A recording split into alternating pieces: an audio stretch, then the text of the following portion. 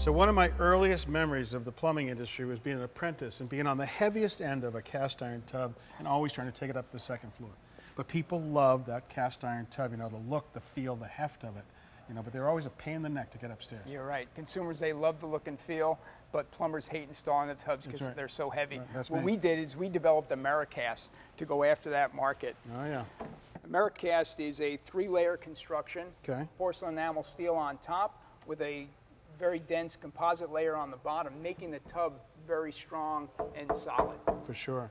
This tub really has a very solid feel, just like cast iron, but it weighs significantly less, about 90 pounds versus 300 to 350 pounds for cast iron. I like that, the 90.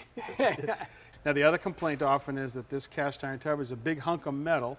You fill it with hot water and all that heat can just be pulled right out of the water. That's right. That's the other benefit of this composite back. It's actually an insulator, so the bath stays hotter for a longer period of time. Yeah. The other nice feature is that it also provides sound deadening. Oh, yeah. So for when you're filling a tub, and in those construction sites like a multifamily residential where you don't want to hear your neighbor filling the tub, it actually deadens all that sound.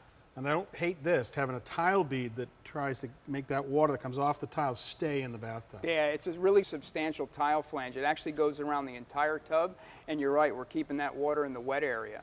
The other couple of features that we offer as models in our Americast line is an integrated drain, which saves on labor and cost. Oh, yeah. And additionally, we also have above floor rough models for those construction sites that require installation on slabs. Well, who knew? There would be a tub that would make the consumer and the plumber happy. That's right.